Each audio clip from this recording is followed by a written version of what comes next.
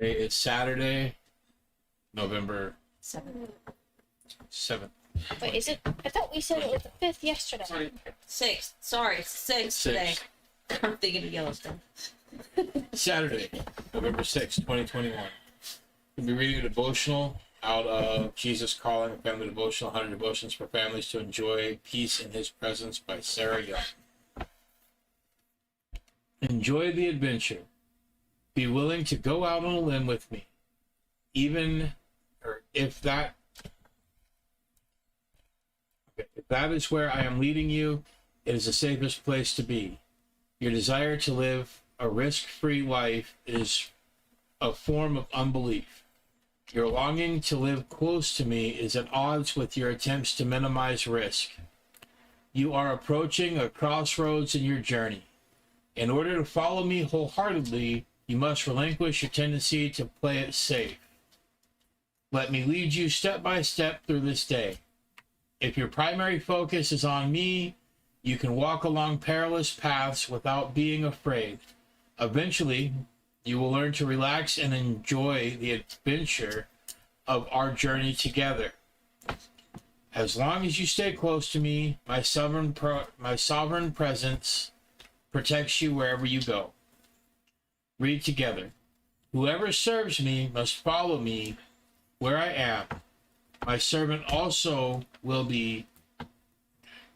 My Father will honor the one who serves me. John chapter 12, verse 26. Read more. Psalms chapter 23, verse 4. Psalms chapter 9, verse 10. Got it. Chapter 23, verse 4. Psalms chapter 9, verse 10, which I got chapter 9, verse 10. is that's the verse on the Bible thing you gave me. Oh. Okay, so Psalms 23, verse 4. Even though I walk through the darkness valley, I fear no evil. For you are with me, your rod and staff, they comfort me. Though I walk through the valley of the shadow of death, I will fear no evil. It doesn't say that. That. What? I walk through the valley of shadow of death, and I look at myself in the mirror. It's in Gangster's Paradise, the beginning of the verse. I have 9, verse 10. Okay, go ahead. And those who know your name put their trust in you. For you, O Lord, have not forsaken those who seek you. Okay. Is there any other one? No, just those two. With John 12:26, which I read. Out on a limb. Be willing to step out of your comfort zone. Take a risk and go out on a limb with me. If that is where I am leading you, then go out on that limb. Going out on that limb is the safest place for you to be. You want to play it safe, avoid all the risks you can, but taking risks is part of living close to me. Trying to live a risk-free life tells me that you don't really trust me. You have to make a choice. Will you keep trying to be safe at all costs, or will you follow me with all your heart? I may ask you to stand up for someone who can't stand up for himself, to say no to a friend, or to tell a stranger about me, but I'll give you the strength and the courage to do it. Life with me is an adventure. If you stick with me, you will not only have my protection, but you will learn to relax and enjoy the adventure. So be willing to follow wherever I lead, even out on a limb. Have you ever had to do something? We'll talk together. Have you ever had to do something that you knew was right but wasn't much fun? When did you do something very kind or good that made you stand out from people? Actually, first question. Anybody? You ever had to do something that you knew was right but wasn't fun? Mm-hmm. Chores. School? Homework? School's fun. Tell the truth? My school's fun. School is full. That's probably only for me though. Because, telling the truth isn't always fun, is it? No. But it's the right thing to do. It always will be the right thing to do. You need That is true. education. Otherwise you're dumb. Not always. So how would you feel about talking to people about God, going out on a limb and doing that? That's something that's the right thing to do, but it won't be fun. It'll be hard, right? Yeah. I want you to think about that for a second here. Let that sink in as to what I decided to do. Does the one person that you want to hang out with tomorrow go to church, Depends. Because It depends on her parents if if they're you able to bring her. think about She can't this, go most of the time. I felt a calling to put a Bible study online, right? You know how uncomfortable that is? Really uncomfortable. Just Yeah, stop. That's annoying. I'm sorry. It's distracting, not annoying.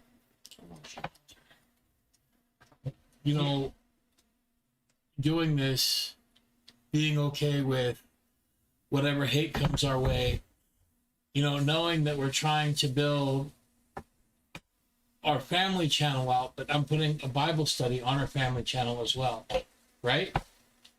Now, Not something you always like to do. it's not fun to do.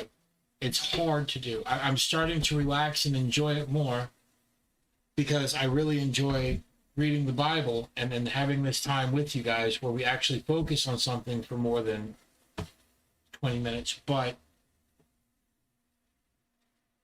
think about it this way. Doing this can get us banned everywhere. People Yeah. hate it. If somebody comes into one of the channels and says it's But not something they like, they can report it as whatever they want, and there's a possibility we can be banned. just for this. And that's why it's like talking to somebody one-on-one is generally a lot easier, right? Mm-hmm. Would you tell your friends about Jesus? Yeah. I'm just asking you right now. I mean, I would. Especially. Well, Esther doesn't count. What? Yeah. Because Like- we already talked about it. Okay. Talking about like how It says, will you follow me with all your heart? He said, I may ask you to stand up for someone who can't stand up for himself.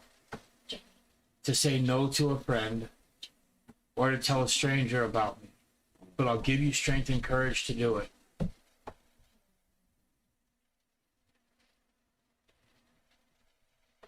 It gets brought up about you asking your friends all the time. If you go to do it, the answer might surprise you. Like, what do you mean go do it? If you were to ask your friends, the answers might surprise you. do you believe in Jesus? Do you believe in God? Just especially if you're just sitting there just goofing off, you can be like, "Hey, I got a serious question for you.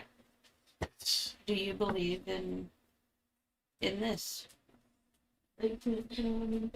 That's putting God first in your life. Well, and Ethan, people do care. You can't say nobody Here, cares. Stop. No. Stop. We're not going to do this right now. Half the kids in my grade talk about suicide, talk about this, talk about that. Okay. And All right. You s- They With don't this, hold respond. on. Like that. Just like that. We are in an age of internet, right? Well, what's all over the internet? Bad stuff. Aggressive stuff. Rage, hate. So all you see is hate, A lot of things. which is why it spreads into the schools. It's infectious. It spreads into everyone. Heck, look at Roblox. I don't play Roblox. I know you don't, but I don't No. but no, just can I finish my example? Roblox has games in it that other people have made that have those types of things in it. They're not very well easily found for the most part, but it's there. And kids your ages and younger even see it, play these games, and think that that's how it's supposed to be. Minecraft streamers have done it. And the thing is, there's also been less. It seems like there's more of a presence of evil on the internet than good, and it's because there is.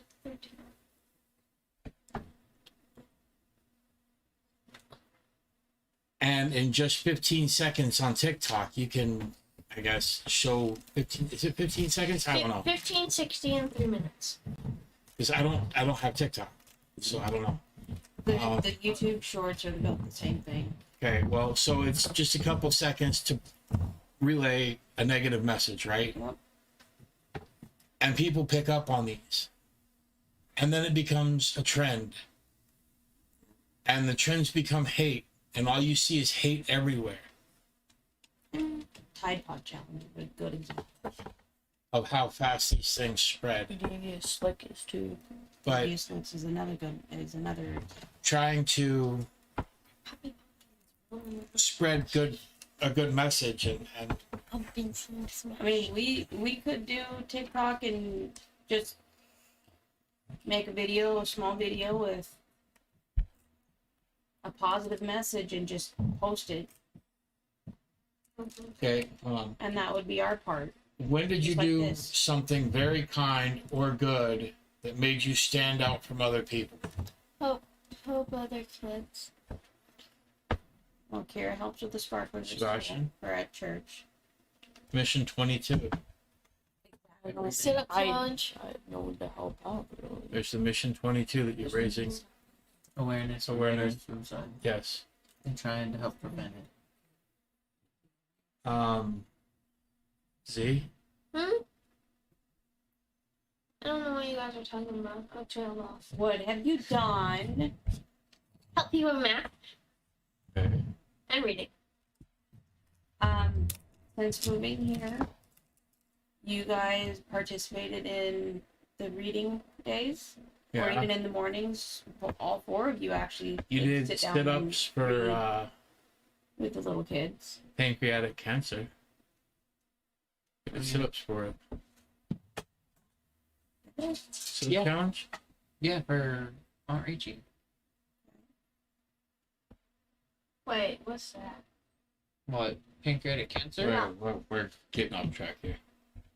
It's a cancer. But it's something that you did for somebody else. Like, Yep. good. And we raised money for No Kid Hungry a few years ago. We still kind of do. We if do we it. can. We'll put a thing up Um, in December for it, and go from December to February for it.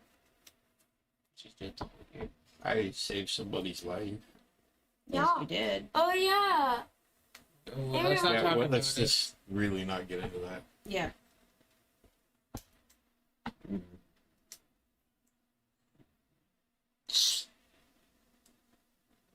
All right.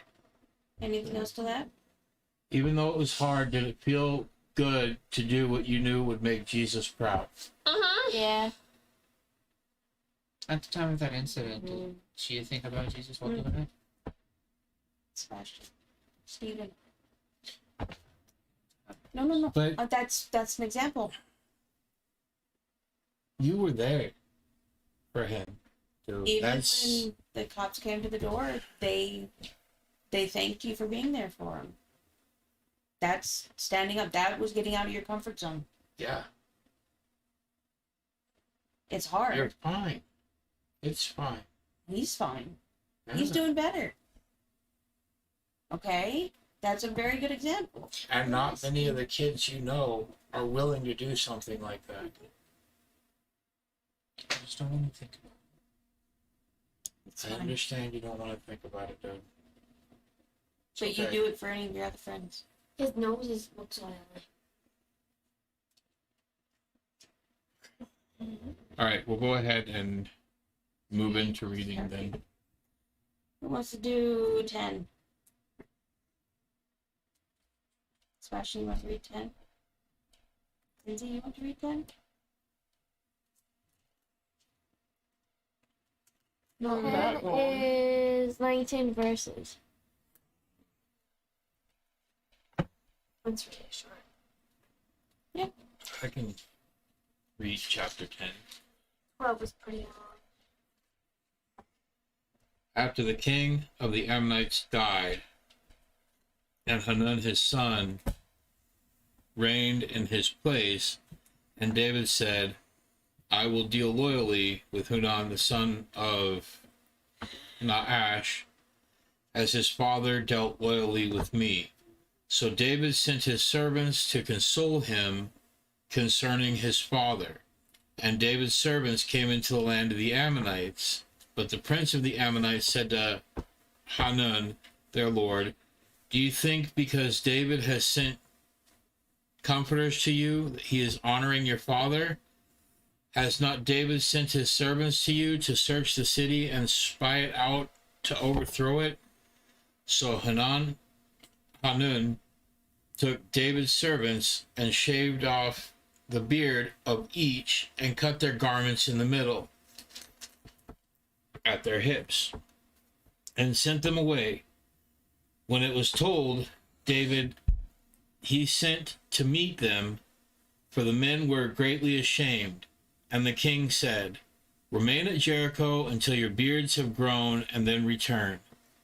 When the Ammonites saw that they had become a stench to David, the Ammonites sent and hired the Assyrians of Beth Rehob and the Syrians of Zobah, 20,000 foot soldiers, and the king of Mach with 1,000 men, and the men of Tob 12,000 men.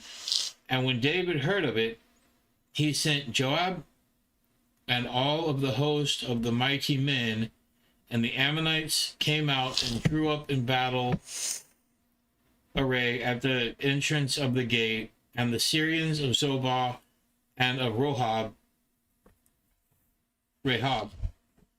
and the men of Tob and Mach were by themselves in the open country. When Joab saw that that the battle was set against him, both in front and in the rear, he chose some of the best men from Israel and arrayed them against the Syrians.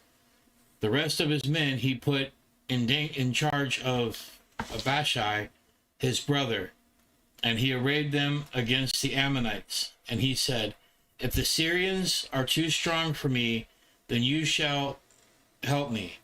But if the Ammonites are too strong for you, then I will come and help you. Be of good courage, and let us be courageous for our people and for the cities of our God, and may the Lord do seems good to him. So Joab and the people who were with him drew near to the battle and the Syrians, and they fled before him. When the Ammonites saw that the Syrians fled, they likewise fled before Abishai and entered the city. Then Joab returned from fighting against the Ammonites and came to Jerusalem. But when the Syrians saw that they had been defeated by Israel, they gathered themselves together. And Hadadezer sent and brought out the Syrians who were beyond the Euphrates. They came to Helam and Shobach, the commander of the army of Hadadezer, at their head. And when it was told David, he gathered all Israel together and crossed the Jordan and came to Helam. The Syrians arrayed themselves against David and fought with him. And the Syrians fled before Israel, and David killed of the Syrians the men of 700 chariots and 40,000 horsemen, and wounded Shobach, the commander of their army, so that he died there. And when all the kings who were servants of Hadadezer saw that they had been defeated by Israel, they made peace with Israel and became subject to them. So the Syrians were afraid to save the Ammonites anymore.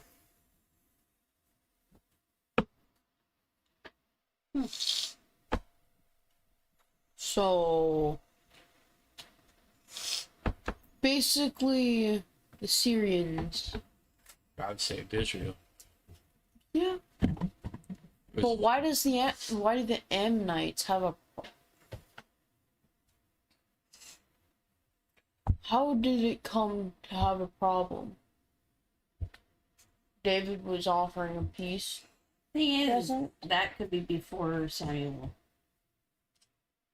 That could be further back in the Bible that we haven't read yet. David was trying to make peace.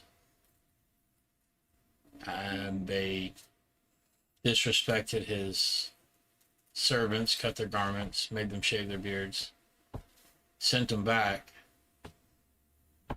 And because David got mad, they went and hired a bunch of sellswords to come in and fight for them.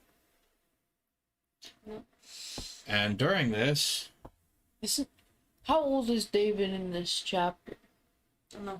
Probably like 40, 50.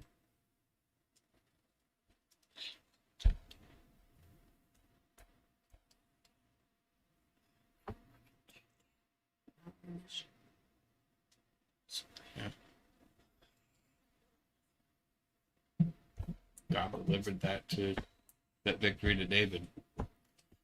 But they And actually it was so bad, the Syrians said they wouldn't help the Ammonites anymore. Weren't the Amalekites basically allied with Israel? I think at the end of the last chapter, they were then basically brought into Israel from David, conquering them. Then we have the Philistines. There was a whole list. The Philistines, the Zephites. Can you see God's anointment in David? there's a few chapters. He to has go. so many He's regions under him. still really humble, though. Yeah. He's fierce in his love for God and And for the humble. people. Because even when those men of his came back and had their beard shaved, like in mine, it says that they only shaved off half of each man's beard, and then cut off the garments in the middle at the buttocks. Same. But at the hips. This is hips, and it said they cut off their whole beard. Like completely shaved. Like for mine, it said like I wanna half keep of it. it. Kind of interesting. You didn't want to start reading? I don't want to read. I want to hear it. Nothing funny about Are we it. ready for 11? Can somebody else read? I'll read. Okay, stop. It's funny because you, when we first started doing this, didn't want to do it at all, and now you're like, I'm kind of interested to hear what's going to happen. And it's a story, so I want to hear the story. So does that mean I get to read to you every night then? No. Yeah. Just Alright, get on. you want to read 11? Alright. Yep.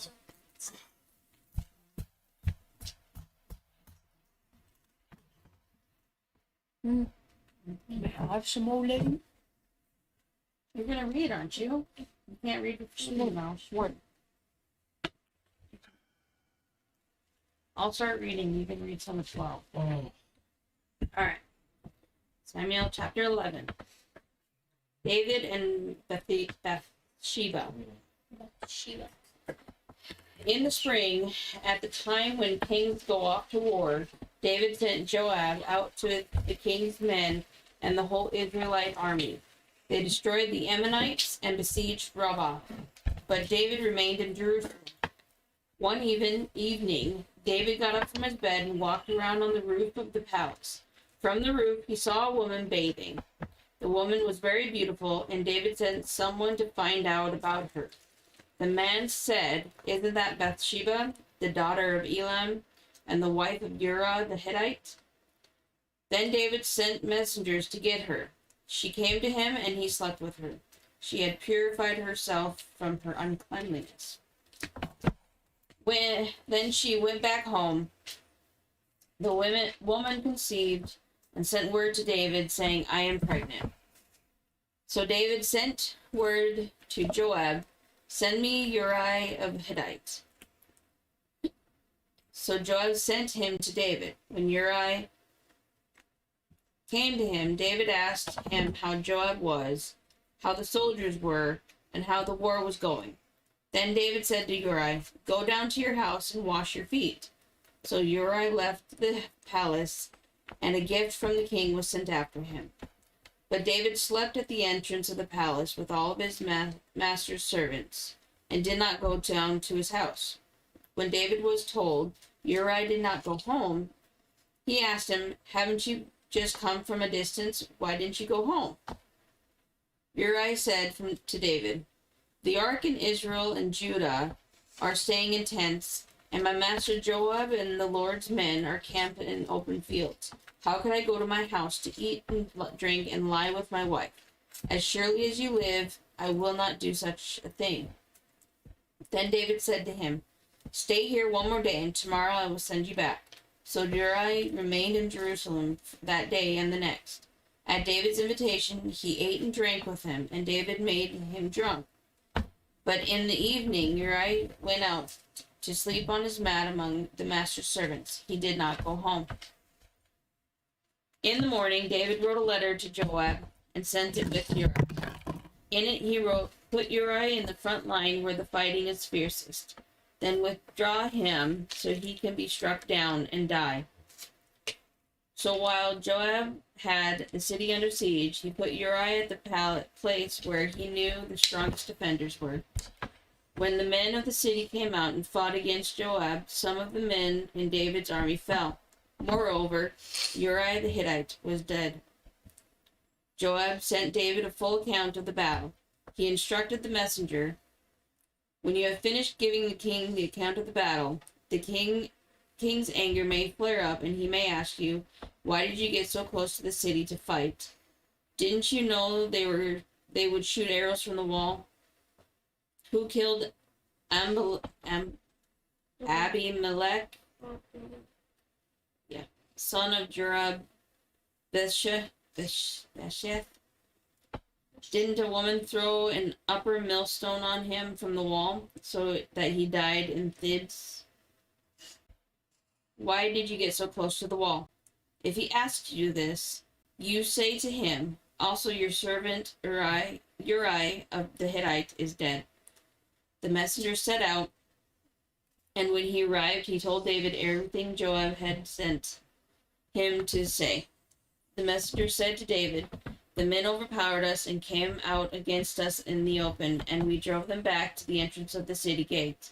Then the archers shot arrows at your servants from the wall, and from some of the king's men are dead. Moreover, your servant Uriah the Hittite is dead. Say this, David told the messenger, say this to Joab. Don't let this upset you.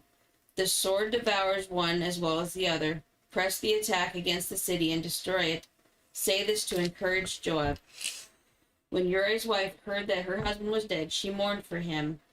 After the time of mourning was over, David brought her to his house, and she became his wife and bore him a son. But the thing David had done displeased the Lord. That went into chapter 20 for me.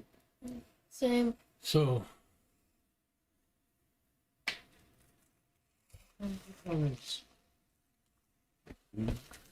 Maybe king. Chill. Haven't had it. David got a married woman pregnant and then sent her husband to die. Had him killed. How's God gonna react to that? Stop. That makes a lot of noise. He doesn't Hey. know. Sprinkling the water bottle makes a lot of noise. Don't do it. Trust me. Even that makes a lot of noise. Like that. When you sprinkle it just a little bit, it sounds. Whoa. It's really loud on the microphone. This kid So- lost its teeth. If David had favor with God, and now God's angry, what's going to happen to David? Hey, are Listen. you going to read? What do you think's going to happen to David now? He lost. I'm gonna die. God's displeased. So, God is He's gonna gonna- take his entire He's gonna die. presence out of David And put it in like his son. Huh. or somewhere else. He's gonna die. No, he's gonna put it in his son because God will always favor David's family. It's just if one of David's family members is not favored, doesn't mean the whole family is unfavored. all right. So, Like the house of Saul. So even though David lost favor, well, it doesn't say he's lost favor yet. It just says in mine that the Lord is displeased with David. yes, it says the Lord's displeased with David. Alright. 2 Samuel chapter 12, verse 1. Then the Lord sent Nathan to David, and he came to him and said, there were two men in one city, the one rich and the other poor. The rich man had great many flocks and herds. Had a great many flocks and herds. But the poor man had nothing except one little ewe lamb. You. With you. Alright. Female lamb. Ew. Sorry. Which he brought and nourished, and it grew up together with him and his children. It would eat of his bread and drink of his cup and lie in his bosom. It was like a daughter to him. Now a traveler came to the rich man, and he was unwilling to take from his own flock or his own herd to prepare for the wayfarer who had come to him. Rather, he took the poor man's ewe lamb and prepared it for the man who had come to him. Then David's anger burned greatly against the man, and he said to Nathan, as the Lord lives, surely the man who has done this deserves to die. And he must take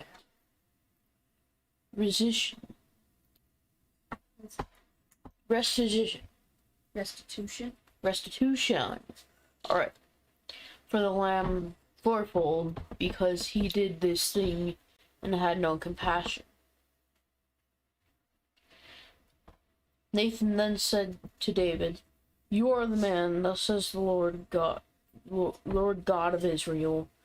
It is who anointed you king over Israel. It is who I delivered from you from the hand of Saul. I also gave you your master's house, your master's wives, into your care, and I gave you the house of Israel and Judah. And if that had been too little, I would have added you many more things like these. Why have you despised the word of the Lord, doing evil in his sight? You have struck down Uriah the Hittite with the sword. You have taken his wife to be your wife, and killed him with the sword of the sons of Ammon. Now therefore the sword shall never depart from your house, because you have despised me, and have taken the wife of Uriah the Hittite to be your wife. Thus says the Lord, behold, I will raise up evil against you from your own household. I will even take your wives before your eyes, and give them to your companion. And he shall lie with your wives in broad daylight. Indeed, you did it secretly, but I will do this thing before all Israel, under the sun. Then David said to Nathan, I have sinned against the Lord. And Nathan said to David, The Lord also has taken away your sin. You shall not die. However, because by this deed you have given occasion to the enemies of the Lord to blaspheme, the child also that is born to you shall surely die. So Nathan went to his house. Then the Lord struck the child that Uriah's widow bore to David, so that he was very sick. David therefore inquired of God for the child. David fasted and went and lay all night on the ground. The elders of his household stood beside him in order to raise him up from the ground, but he was unwilling and would not eat food with them. Then it happened on the seventh day that the child died. And the servants of David were afraid to tell him that the child was dead. They said, "Behold, while the child was still alive, we spoke to him. He did not listen to our voice. How then can we tell him that the child is dead, since he might do himself harm?" But when David saw that his servants were whispering together, they perceived the child was dead. So David said to his servants, "Is the child dead?" And they said, "He is dead." So David arose from the ground, washed and anointed himself, and changed his clothes, and he came to the house of the Lord and worshipped. Then he came to his own house, and when he requested, they set food before him, and he ate. Then his servant said to him, "What is this thing that you have done while the child was alive?" He had fasted and wept. But when the child died, you arose and ate food. And he said, "While the child was still alive, I fasted and wept. For I said, who knows, the Lord may be gracious to me, that the child may live. But now he has died. Why should I fast? Can I bring him back again? Shall I go to him? But he will not return to me." Then David comforted. Hold on. Alright. You see that the servants were worried that if they told David the child died, he was going to hurt himself.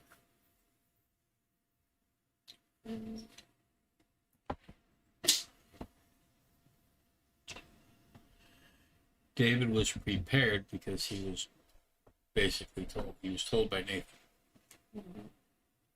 So David was prepared for this to happen, and he fasted to the Lord as a form of Regret. Or repentance. more of a self-sacrifice. He was hoping. I think he was hoping that because he lay down next to his kid who was dying, he didn't eat or drink or anything like that. He fasted and he wept for the child, hoping that the Lord would take him instead of the child. But then after the child died, the reason he got up and he ate and he washed himself and stuff, he knew that he couldn't bring back the child. He couldn't ask the Lord to bring back the child. So There was nothing else he could do. right. So he's like, "There's what else can I do?" I need to process that in my brain. How do you need to process it? Just process it. Is there a question you have? Or are you trying to sneeze again? Feels like I need to sneeze, but I need to process something. Brain about what we just read. What? Do you have a question? Trying to process. I think she had a question and then she just lost it. What question? Do you understand what happened?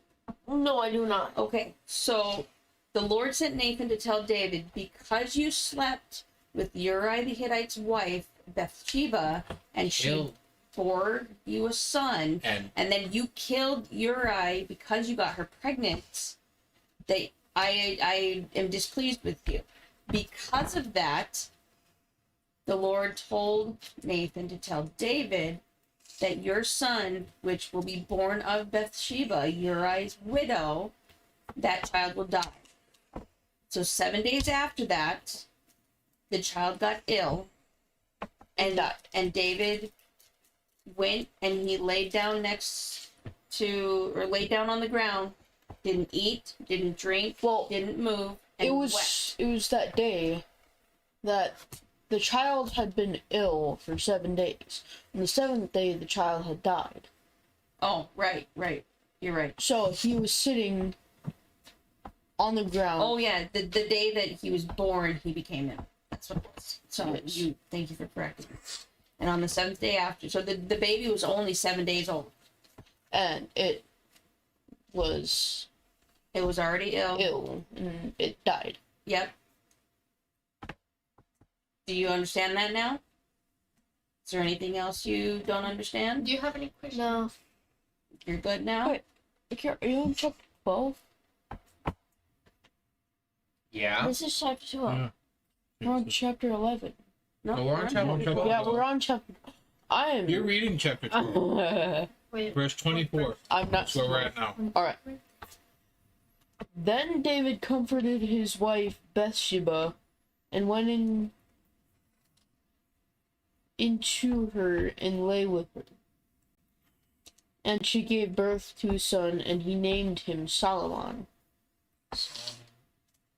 Now the Lord loved him, and sent word through Nathan the prophet, and he named him Jedediah for the Lord's sake. Now Job fought against Rabbah, and the sons of Ammon, and captured the royal city. And Job sent messengers to David, said, I fought against Rabbah. I have even captured the city of waters. Now therefore gather the rest of the people together and camp against the city and capture it, lest I capture the city myself and it be named after me.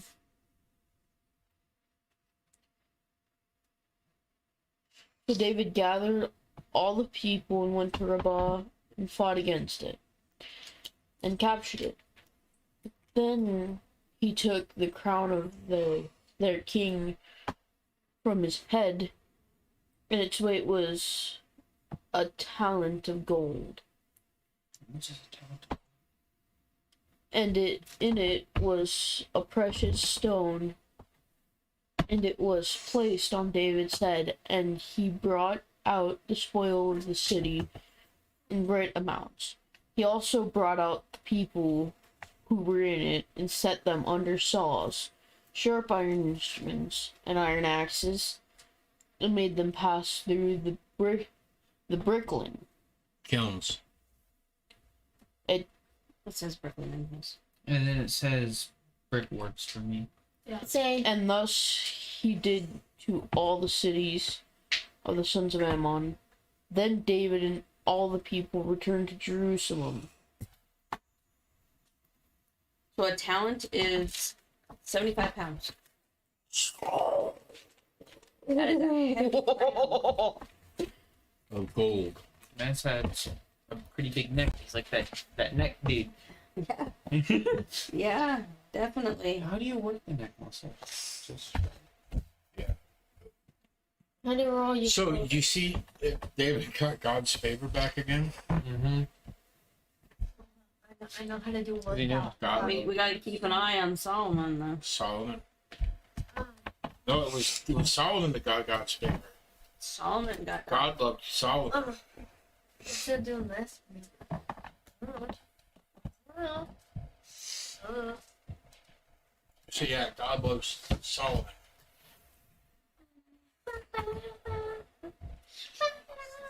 Alright, so Whoa, I want to pray. is there someone in there? No, I you wanna a pray? message to make sure it was going through. Okay. You may pray. Okay.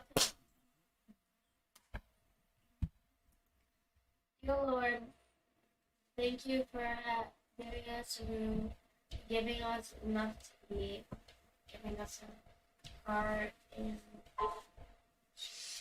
having us be able to sit together.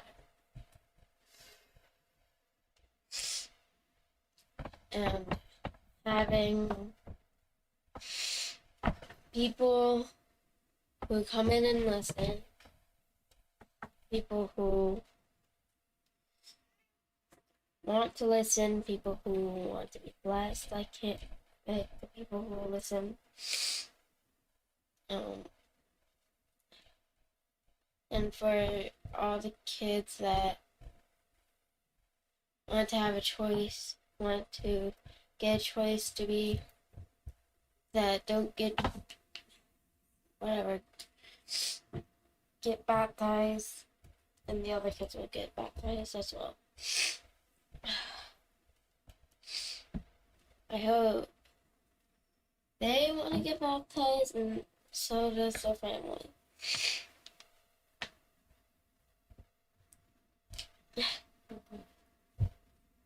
You got a stuffy nose. Also, for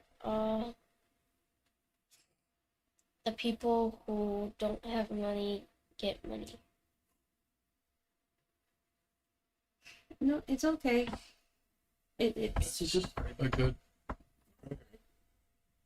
I chuckled because I haven't heard that for a long time.